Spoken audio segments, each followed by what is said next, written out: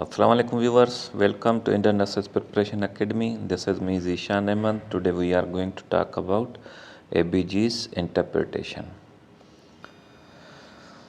तो हमारे जो ऑब्जेक्टिव हैं वो व्हाट इज़ एन ABG's, एक ABG's क्या है, और एसिड बेस रिलेशनशिप को समझने की कोशिश करेंगे, और जनरल अप्रोच क्या होनी चाहिए ABG's की इंटरप्रिटेशन में, और क्लिनिकल काजेज़ क्या हैं ABG's एबनॉर्मल के, और केस स्टडीज़ करेंगे। ये हम अभी डिस्कस करेंगे। ये कोटेशन है, it's not magic understanding ABG's, it just takes a little practice. ये कोई मैजिक नहीं है ABG's को समझना, जस्ट लिटिल प्रैक्टिस करेंगे आपको समझ में आ जाएगा। What is an ABG? ABG जो है stand for arterial blood gases. ये जो हमारी आर्टरीज़ हैं उसमें जो ब्लड होता है उसका गैसेस हम देखते हैं, इनको ABG's कहते हैं। ये हम जो है ब्लड कहाँ से लेते हैं? ये जो आर्टरीज़ हैं रेडियल, ब्रेकियल और फेमोरल आर्टरी से सैंपल लेते हैं। इट इज़ इन्वेजिव प्रोसीजर, ये एक इन्वेजिव प्रोसीजर है। ये क्या करता है, ये जो ABG's हम लेते हैं ये हेल्प करते हैं, helps differentiate oxygen deficiency from primary ventilatory deficiency या मेटाबॉलिक एसिड बेस एबनॉर्मलिटी। ये डिफरेंशिएट करने में हेल्प करता है कि ये जो प्राइमरी जो ऑक्सीजन की डिफिशिएंसी है ब्लड में वो वेंटिलेटरी डिफिशिएंसी है, मतलब रेस्पिरेटरी डिफिशिएंसी है, या मेटाबॉलिक एसिड बेस एबनॉर्मलिटी है। ये जो है पर्पज़ है ABG's का। अच्छा, आर्टरियल ब्लड गैसेस जो है analyse is an essential part of diagnosing and managing a patients oxygenation status and acid base balance. ये जो आर्टरियल ब्लड गैसेस है एनालाइज करना, ये जो है एसेंशियल पार्ट है डायग्नोज करके, और हम जो पेशेंट की जो ऑक्सीजनेशन होती है, ऑक्सीजन स्टेटस होता है एसिड बेस का, वो मैनेज करने में हेल्प मिलती है हमें। The usefulness of this diagnostic tool, ये एक यूज़फुल जो है डायग्नोस्टिक टूल है, डिपेंड करता है able to correctly interpret the result. अगर आपको अच्छे से रिज़ल्ट इंटरप्रेट करना आ रहा है तो आप जो है डायग्नोज करके पेशेंट को अच्छे से मैनेज कर सकते हैं। डेफिनेशन ऑफ टर्म्स, एसिड, कुछ टर्म्स हैं जिनकी डेफिनेशन है acid, any substance that release hydrogen ion when dissolve in water. Acid उनको हम कहेंगे कि कोई भी सब्सटेंस है जो हाइड्रोजन रिलीज़ करने की सलाहियत रखता है। जब वो पानी में डिज़ोल्व हो तो हाइड्रोजन को रिलीज़ करे, ऐसे सब्सटेंस को हम एसिड कहते हैं। कौन सा वो ऐसा सब्सटेंस है? कार्बोनिक एसिड, H2CO3 जो है ये एसिड सब्सटेंस है। बेस क्या है? Any substance that bind hydrogen ions.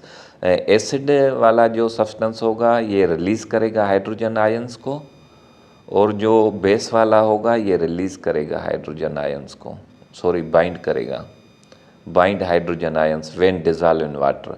वो कौन सा है बेस सब्सटेंस? बाइकार्बोनेट HCO3, ये जो है बेस सब्सटेंस है।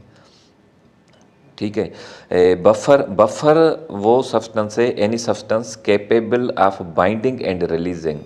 इसमें कैपेबिलिटी होती है बाइंडिंग करने की भी और रिलीज़ करने की भी हाइड्रोजन आयंस की बॉडी फ्लूइड में, तो ऐसे सब्सटेंस को हम बफर कहते हैं। अच्छा, इंडिकेशंस कौन सी हैं ABG's की? मैयर्स रेस्पिरेटरी फंक्शन, हम रेस्पिरेटरी फंक्शंस को मैयर्स कर रहे होते हैं। Measures renal function, renal functions को भी हम देख रहे होते हैं ABG's के through. Make changes in treatment such as ventilator setting. कोई वेंटिलेटर पे पेशेंट होता है तो उसकी जो वेंटिलेटर सेटिंग है वो भी हम एबीजीज को इंटरप्रेट करके और सेटिंग चेंज कर रहे होते हैं। Monitor acid base balance, blood का जो एसिड बेस बैलेंस है वो भी मॉनिटर कर रहे होते हैं। ये इंडिकेशंस हैं। अच्छा, कंपोनेंट एबीजीज के कौन कौन से हैं और उनका नॉर्मल वैल्यू क्या है, ये ज़रा याद कर लें। अगर ये चीज़ें आपको अच्छे से याद होंगी तो आप एक एबीजीज रिपोर्ट को इंटरप्रेट कर सकेंगे। ठीक है, पीएच है, सबसे पहले पीएच देखनी होती है। ठीक है, पीएच की नॉर्मल वैल्यू क्या है, 7.35 टू 7.45, ये नॉर्मल वैल्यू है पीएच की। PCO2 ये partial pressure of carbon dioxide है, 3.5 to 4.5 mmHg, ये नॉर्मल रेंज है PCO2 की। PO2 partial pressure of oxygen जो है, इसकी जो नॉर्मल रेंज है वो 80 to 100 mmHg। ठीक है, HCO3 बाइकार्बोनेट जो है, इसकी नॉर्मल रेंज जो है 22 to 26 MEQ पर लीटर। ठीक है, BE बेस एक्सेस है -2 to +2, ये जो नॉर्मल रेंज है इसकी। SaO2 ऑक्सीजन सेचुरेशन, ये अबो देन 95%, ये नॉर्मल रेंज है। ठीक है, ये कंपोनेंट है एबीजीज जो हम इंटरप्रेट करते हैं, ये चीज़ें देखते हैं, और ये नॉर्मल रेंज आप लोगों को याद होनी चाहिए। अच्छा, पीएच क्या है, मेजरमेंट ऑफ एसिडिटी और अल्कलिनिटी। पीएच से हम जो देखते हैं कि एसिडिटी है या अल्कलिनिटी है, base on the hydrogen ions present. ठीक है, अगर पीएच ग्रेटर देन 7.45 है तो अल्कलोसिस है। ठीक है, अगर पीएच लेस देन 7.35 है तो एसिडोसिस है, ये जहन नशीन कर लें।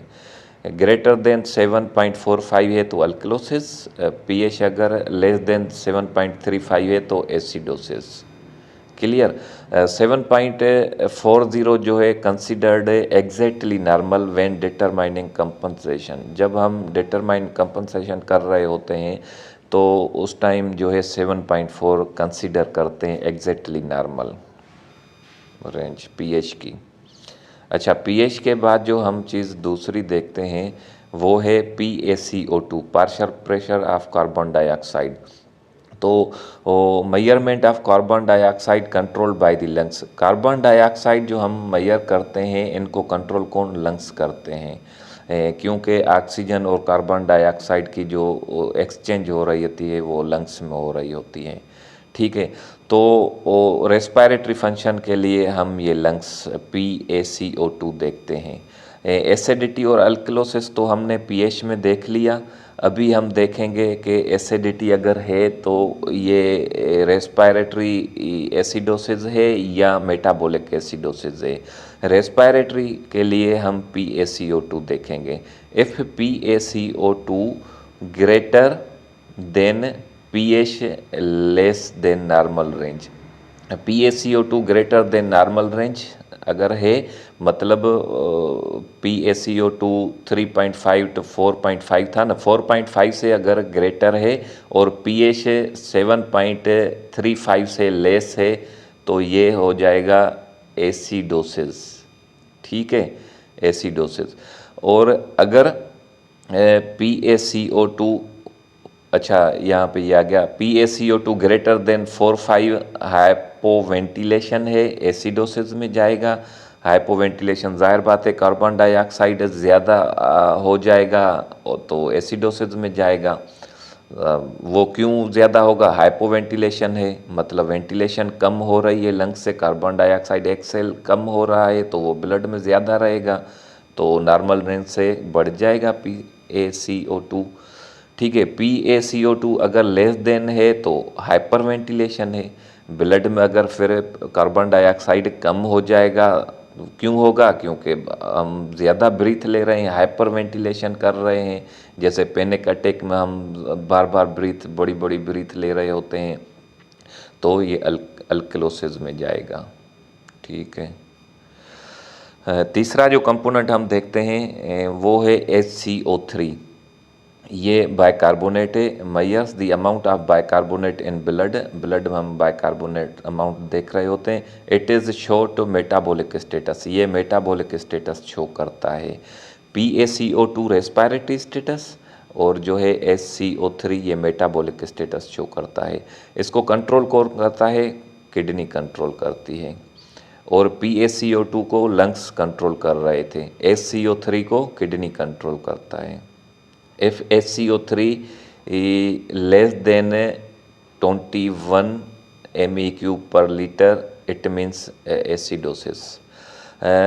PaCO2 अगर ज़्यादा हो रहा था तो एसिडोसिस हो रहा था। ये HCO3 अगर कम हो रहा है तो एसिडोसिस में जा रहा है। ये अपोजिट में देख लें। और HCO3 अगर ज़्यादा हो रहा है 28 से तो ये अल्कलोसिस में जा रहा है। ठीक है। ये मेटाबॉलिक एसिडोसिस अल्कलोसिस की बात हो रही है। ये बेस है, indicate of how much extra base is available in the body. ये इंडिकेट करता है कि बॉडी में कितना एक्स्ट्रा बेस अवेलेबल है। If less than -2 it means acidosis, if greater than -2 it means alkalosis. अच्छा, बफर क्या है? There are 2 buffers that work in pairs. हमारी बॉडी में 2 बफर्स होते हैं जो काम पेयर्स में कर रहे होते हैं। H2CO3 ये कार्बोनिक एसिड है, और NaHCO3 ये बेस बाइकार्बोनेट है। ये कार्बोनिक एसिड है H2CO3, और NaHCO3 बेस बाइकार्बोनेट है। These buffers are linked to the respiratory and renal compensatory system। ये जो लिंक करते हैं ये रेस्पिरेटरी और रीनल कंपनसेटरी सिस्टम में ये काम कर रहे होते हैं। कार्बोनिक एसिड ये रेस्पिरेटरी, और HCO3 ये रीनल सिस्टम में, मेटाबॉलिक में।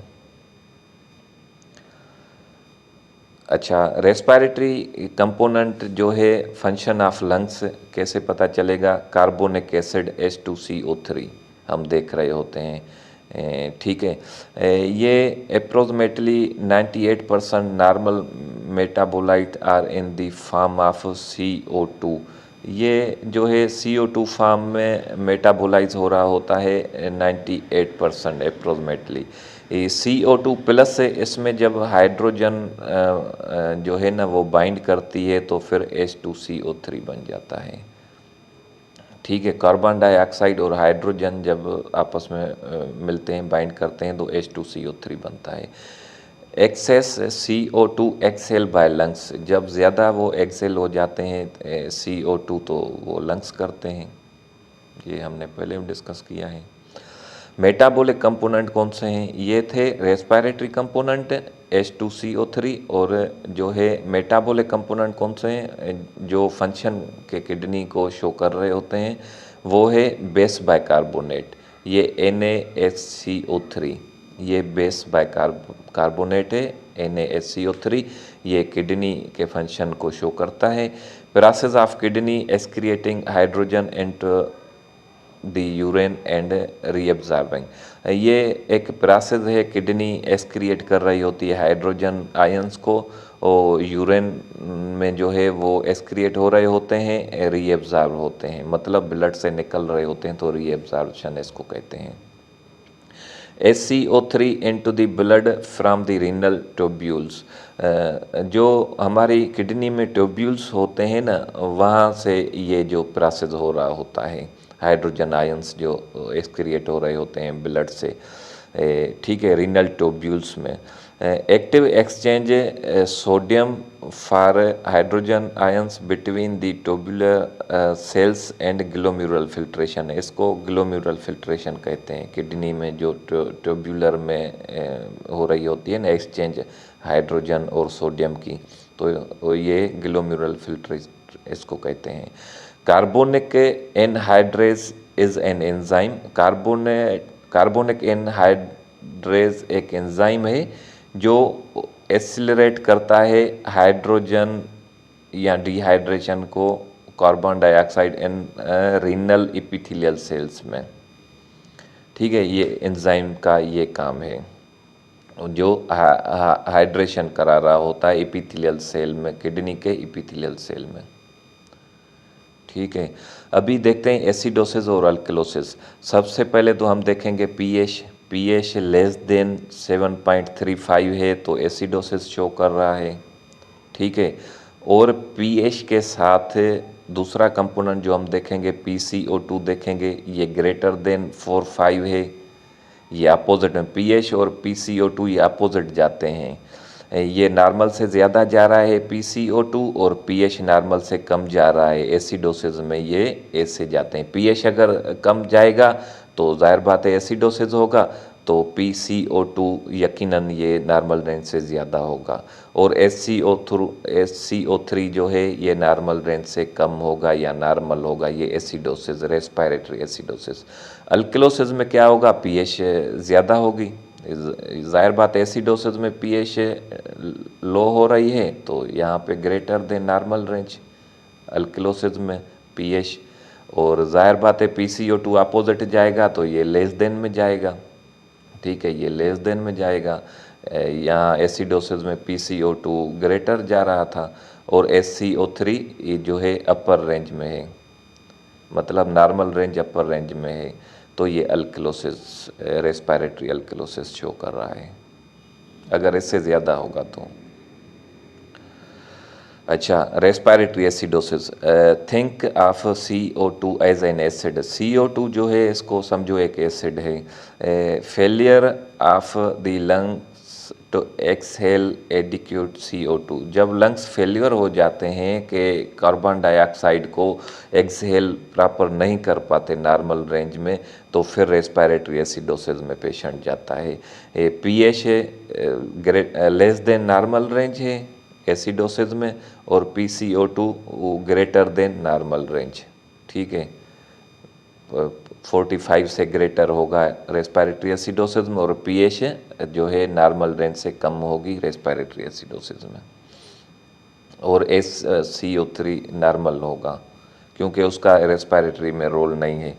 काजेज ऑफ रेस्पिरेटरी एसिडोसिस कौन कौन सी? एम्फाइजीमा है, लंग्स में जो पस हो जाती है, उस वजह से भी रेस्पिरेटरी एसिडोसिस में पेशेंट जाता है। ड्रग ओवरडोज हो जाए तो उसमें भी रेस्पिरेटरी एसिडोसिस होता है। नार्कोसिस ड्रग्स होती हैं उसमें भी जो है रेस्पिरेटरी एसिडोसिस में जाता है। रेस्पिरेटरी अरेस्ट हो जाए सडनली उसमें भी जाएगा, और एयरवे ऑब्स्ट्रक्शन में भी रेस्पिरेटरी एसिडोसिस में पेशेंट जाता है। अच्छा, अभी देखते हैं metabolic acidosis, failure of kidney function. जाहिर बात है ये मैंने बता दिया है कि किडनी फंक्शन जो है मेटाबॉलिक एसिडोसिस इस वजह से होते हैं कि किडनी फेलियर में जाती है। Blood SCO3 which result in availability of renal tubular SCO3 for एशाइड्रिन एक्सक्रिएशन। ये बता रहा है कि जो है रीनल में क्या होता है, ट्यूबुलर में SCO3 जो है हाइड्रोजन आयंस एक्सक्रिएट करा लेती है, तो फिर जो है क्या होगा कि pH less than normal range होगी। एसिडोसिस है तो पीएच लेस होगी, और SCO3 ये पीएच के साथ ही जाता है, मतलब ये मेटाबॉलिक में जो SCO3 है ना, ये दोस्त है पीएच का। पीएच अगर कम होगी तो इसके साथ ही ये SCO3 भी कम होगा, मेटाबॉलिक एसिडोसिस इसको कहेंगे। अगर पीएच ज़्यादा जाएगी ये नॉर्मल रेंज से तो SCO3 भी ज़्यादा हो जाएगा, ये दोस्त है इसका। हाँ, तो फिर मेटाबॉलिक अल्कलोसिस उसको कहेंगे। और जो हम देख रहे थे रेस्पिरेटरी एसिडोसिस में ना, ये अपोजिट जाते हैं। पीएच कम होती है तो PCO2 जो है वो ज़्यादा होता है रेस्पिरेटरी एसिडोसिस में। अगर ये अल्कलोसिस, रेस्पिरेटरी अल्कलोसिस में आप देखेंगे तो पीएच ज़्यादा होगा और PCO2 जो है वो कम होगा नॉर्मल रेंज से, मतलब ये अपोजिट जाते हैं PCO2 और पीएच। और जो मेटाबॉलिक कंडीशन है उसमें क्या होता है, ये दोस्त हैं पीएच और HCO3, जहाँ पीएच जाएगी HCO3 भी वहाँ ही जाएगी। काजेज़ क्या है metabolic acidosis? Renal failure, diabetic ketoacidosis, lactic acidosis, excessive diarrhoea, cardiac arrest. ये जो हैं एक काजेज़ हैं मेटाबॉलिक एसिडोसिस के। अच्छा, रेस्पिरेटरी अल्कलोसिस आ गया। इसमें क्या होता है कि पीएच देखो ज़्यादा जा रहा है, अल्कलोसिस में पीएच ज़्यादा जाएगा, PCO2 डिक्रीज़ हो रहा है। मैंने बता दिया ना, ये अपोजिट जाते हैं, PCO2 और पीएच ये अपोजिट जाते हैं, ठीक है, अल्कलोसिस में। तो काजेज़ क्या हैं इसके अल्कलोसिस के? रेस्पिरेटरी अल्कलोसिस है, हाइपर वेंटिलेशन, पैनिक डिसऑर्डर। जब हम पैनिक डिसऑर्डर में होते हैं तो बड़ी बड़ी ब्रीथ बार बार ले रहे होते हैं तो कार्बन डाइऑक्साइड ज़्यादा एक्सेल हो जाता है, इस वजह से रेस्पिरेटरी अल्कलोसिस में जाता है। हाइपर वेंटिलेशन में भी ऐसे ही होता है, पेन में जब दर्द होता है उस टाइम भी हम बड़ी बड़ी सांस ले रहे होते हैं। प्रेगनेंसी में भी रेस्पिरेटरी अल्कलोसिस में जाता है, एक्यूट एनीमिया में भी जाता है। और सैलिसाइलेट ओवरडोज, सैलिसाइलेट ये ड्रग्स है, एस्प्रिन, एक्चुअली एस्प्रिन है, तो वो ओवरडोज हो जाए तो इसमें भी रेस्पिरेटरी अल्कलोसिस में जाता है पेशेंट। अच्छा, मेटाबॉलिक अल्कलोसिस, इसमें क्या होता है कि पीएच ज़्यादा होगी, अल्कलोसिस जो भी होगा उसमें पीएच नॉर्मल रेंज से ज़्यादा होगी, और HCO3 जो है वो भी ज़्यादा होगी। ये दोस्त है ना, मैंने बताया HCO3 देखो साथ साथ जा रहा है। काजेज़ क्या है मेटाबॉलिक अल्कलोसिस के? जो है लॉस एसिड फ्रॉम स्टमक और किडनी, किडनी या स्टमक से जो एसिड हैं वो अगर लॉस हो जाए तो मेटाबॉलिक अल्कलोसिस में पेशेंट जाता है। हाइपोकेलिमिया, अगर पोटाशियम कम हो जाए तो उसमें भी जो है मेटाबॉलिक अल्कलोसिस में पेशेंट जाता है। एक्सेसिव अल्कलाई इनटेक, अल्कलाई अगर हम ज़्यादा ले लें तो उससे भी मेटाबॉलिक अल्कलोसिस में जाता है। How to analyse an ABG? अच्छा, हम स्टेप नंबर 1, अगर हम स्टेप वाइज बात करें कैसे हम एनालाइज करेंगे, एक रिपोर्ट हमारे पास है ABGs की, तो सबसे पहले हम असेस करेंगे पीएच को। पीएच को असेस क्या करेंगे? If it is above 7.45 the blood is alkalotic. अगर पीएच 7.45 से ज़्यादा है तो ये अल्कलोसिस में है ब्लड, और अगर पीएच 7.35 से कम है तो एसिडोसिस है। पीएच अगर ज़्यादा है तो अल्कलोसिस, अगर नॉर्मल रेंज से कम है तो एसिडोसिस, ये याद रख लें फर्स्ट स्टेप। सेकंड स्टेप में हम क्या करेंगे?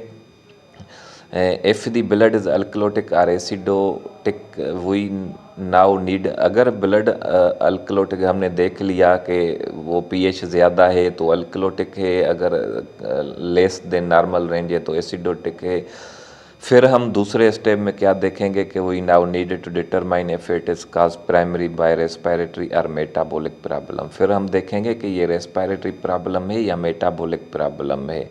तो उसके लिए हम क्या देखेंगे कि दूसरा कंपोनेंट हम PaCO2 देखेंगे जो रेस्पिरेटरी फंक्शन को शो करेगा।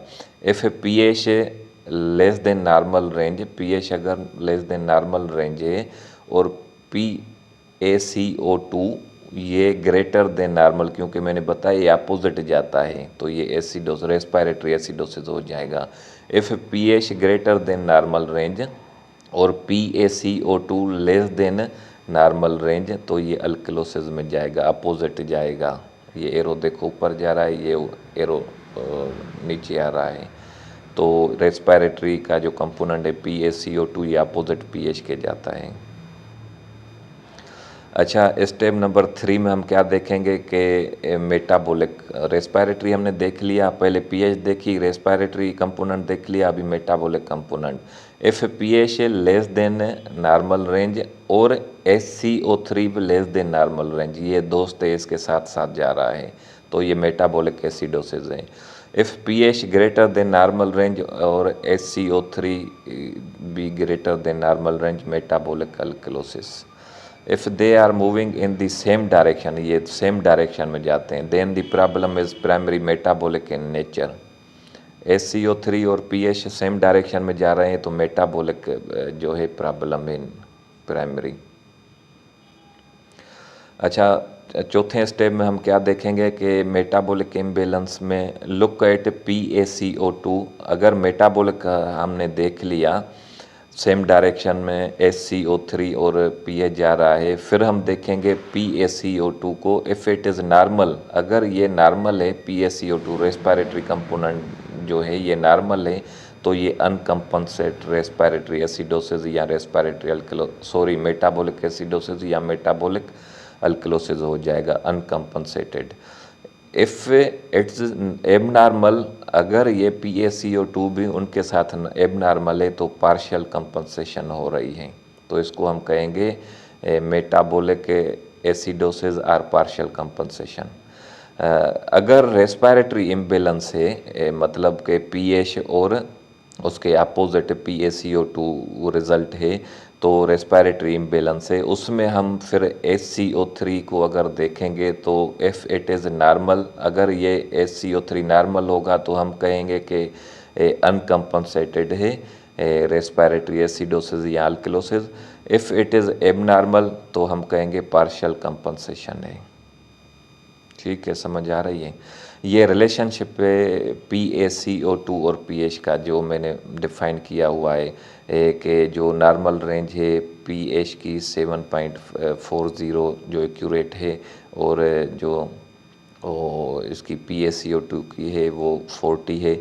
तो देखो जैसे ये pH इंक्रीज़ हो रहा है 7.50 हुआ, तो यहाँ पे ये 30 हो गया, ये अपोजिट में जाता है। यहाँ पे देखो 7.30 हो गया pH, तो फिर ये PaCO2 60 पे चला गया, अपोजिट में चला गया। तो इनका रिलेशन जो है ये अपोजिट है। ठीक है, जो भी आप रीडिंग देखेंगे ये अपोजिट में जाती है।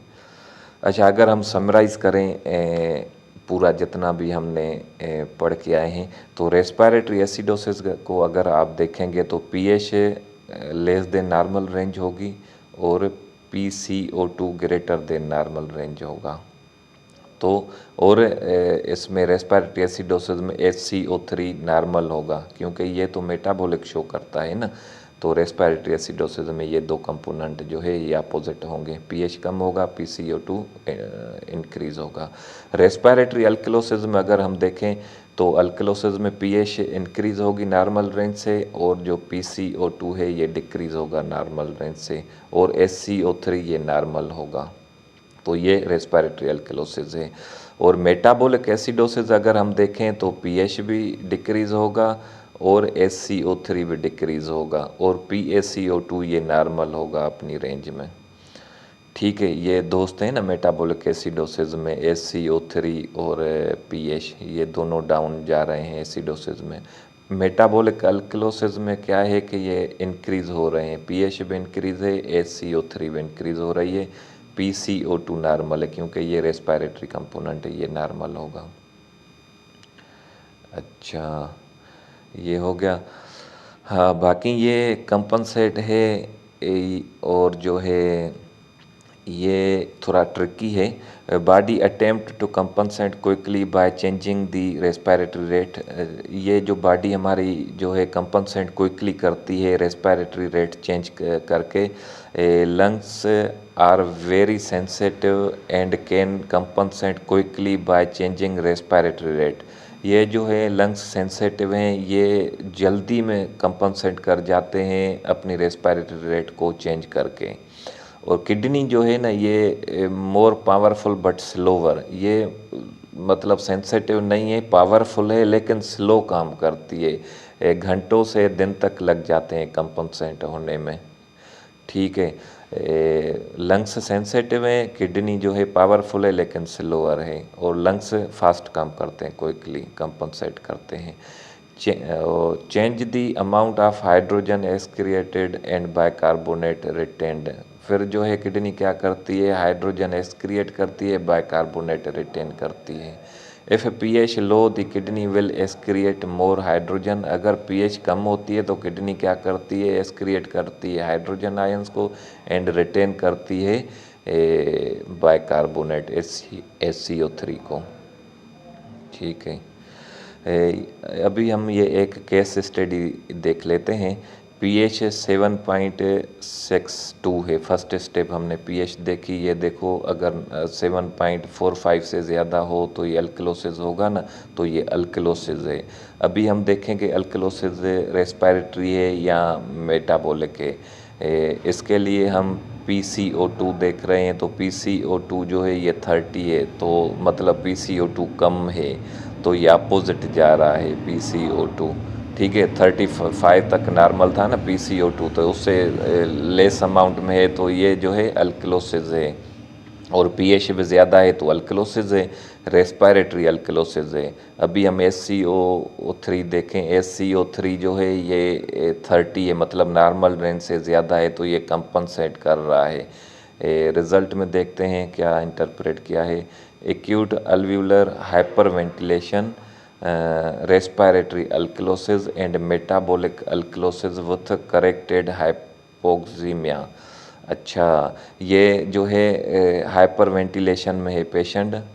ब्रीथ देखें, रेस्पिरेटरी रेट 10 पर मिनट है, और VT 1000 ml है, और MV 100 ml है, BP पल्स नॉर्मल है।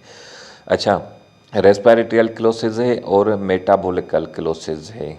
ठीक है, क्योंकि SCO3 भी इंक्रीज़ है, क्योंकि ये पीएच के साथ जाता है, इंक्रीज़ हुआ है। और PCO2 डिक्रीज़ है, तो ये अल्कलोसिस है, मेटाबॉलिक भी और रेस्पिरेटरी भी। अगर ये SCO3 नॉर्मल रेंज में होता तो सिर्फ हम कहते हैं रेस्पिरेटरी अल्कलोसिस है। अगर PCO2 भी नॉर्मल रेंज में होता, 35 से अबव होता, तो फिर हम कहते मेटाबॉलिक अल्कलोसिस है। लेकिन यहाँ पे रिज़ल्ट जो है ये मेटाबॉलिक और रेस्पिरेटरी अल्कलोसिस है बोथ।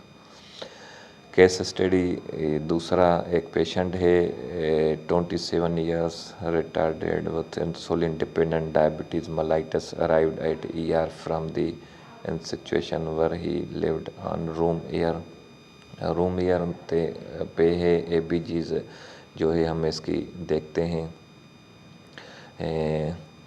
PH 7.15, PH कम है तो मतलब एसिडोसिस है। ठीक है, अभी देखें PCO2 भी कम है, 22 mmHg। ठीक है, ये भी कम है, और SCO3 भी कम है। ज़बरदस्त। अभी ये जो है ये कंपनसेट कर रहा है, पार्शली कंपनसेट मेटाबॉलिक एसिडोसिस, क्योंकि हमने पढ़ा था ना, अगर SCO3 और पीएच के साथ PCO2 कम है तो पार्शली कंपनसेट कर रहा है। अगर ये PCO2 नॉर्मल होता तो हम कहते अनकम्पनसेट मेटाबॉलिक एसिडोसिस, लेकिन यहाँ पे जो है पार्शली कंपनसेटेड मेटाबॉलिक एसिडोसिस से। तो ये ABGs थी, उम्मीद है समझ आ गई होगी।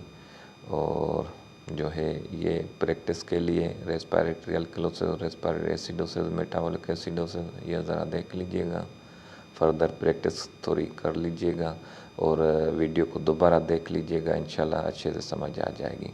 थैंक यू, अल्लाह हाफिज़।